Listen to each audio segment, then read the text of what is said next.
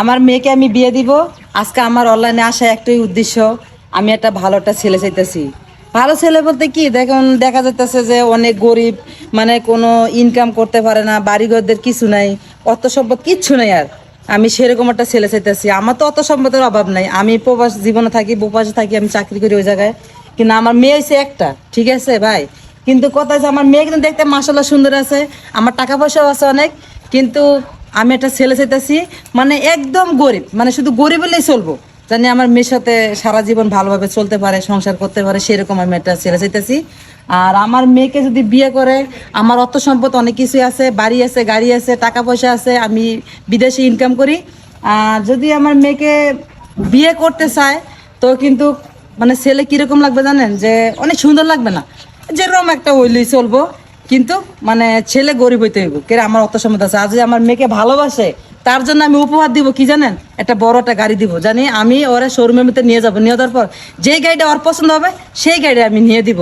আপনাদের মাঝে আজকে আমার আশা একটাই উদ্দেশ্য ভাই, আমার মেয়ের জন্য একটা ভালো একটা পাত্র চাই। আর যদি কেউ ভালো লাগে আমার মেয়েকে, তাহলে অবশ্যই আমার মেয়ের জন্য সবাই দোয়া করবেন। আর আরেকটা কথা ভাই, আপনাদের মাঝখানে আমার কথা হলো একটা উদ্দেশ্য, কিন্তু আমার কিন্তু অর্থ সম্পদ আপনাদের তো দেখাই নাই, তো এগুলো তো দেখার মতো না, ঠিক আছে। এখন আমি তো আপনাদের ঘুরে দেখাইতে পারবো, যদি ঘুরে দেখাতে হাজার হাজার ছেলে আসবে, কিন্তু হাজার হাজার ছেলে আসলে হবে না, কোনো অপবিত্র ছেলে আসলে হবে না, কিন্তু বকাতি কোনো ছেলে আসলে হবে না, ছেলে আইতে হবে ভালো, ঠিক আছে। ভালোর মধ্যে কোনটা, যেমন হ্যাঁ দিনে না দিন খায়, হ্যাঁ বাপ মার কিচ্ছু নেই, হ্যাঁ একটা চালও নাই, হ্যাঁ ঘর করতে পারতেছে না, আমি সেরকম ছেলের কাছে বিয়ে দিব। কেন, আমার তো টাকা পয়সার অভাব নাই, আমার অত সম্পদের অভাব নাই, আমার কোনো কিছুর অভাব নাই। আমার মাশাআল্লাহ আমার মেয়েও কিন্তু দেখতে অনেক সুন্দর, ঠিক আছে ভাই।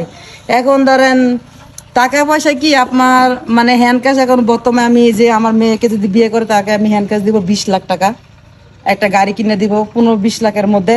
আমার অর্থ সম্পদ যা আছে নিচে হলো মনে হয় 7-8 পাই, আরো বেশি হইব, মানে আমি হিসাব করে তো গুনতে পারবো না ভাই। কেরা আমার জায়গা সম্পত্তি অনেক, তো আমি এটা কইতে পারবো। আমি খালি বিদেশে যা খালি কামাইছি আর বাংলাদেশে খালি পাঠাইছি, আর খালি এগুলো খালি করছি।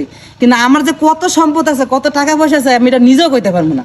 তো সেই কারণে আপনাদের মাঝখানে আমার আজকে আওয়া, কিন্তু আমি কইতে পারতাছি না। আর একটা কথা ভাই, আমার মেয়েকে তো বিয়ে করবেন, ঠিক আছে, কিন্তু আপনারা কি পাগল হয়ে গেছেন গা, যে আপনারা আমি এত কিছু টাকা পয়সা দিয়ে আপনাদের মতো ছেলেকে আমি বিয়ে দেবো? ছি, আমার মেয়ে কি কোনো দেখতে কি খারাপ আছে? হেই বাজেরা, আপনারা কিন্তু ভুলেও কিন্তু মনে করেন না যে আমি আপনাদের কাছে বিয়ে দিমু, এত টাকা পয়সা 20 লাখ টাকা দিমু, বাড়ি দিমু, গাড়ি দিমু, আবার আমার নারী একটা মেয়েটা সুন্দরও দিয়ে দিমু। ভাই এগুলো ধান্দার মধ্যে আইসেন না। আমার মেয়েরে আমি সুস্থ মতন ভালো দেখে বিয়ে দিব। আপনারা যদি ভালো লাগে তাহলে কমেন্ট করেন, শেয়ার করেন, লাইক করেন, আর আমার মেয়ের জন্য দোয়া করেন।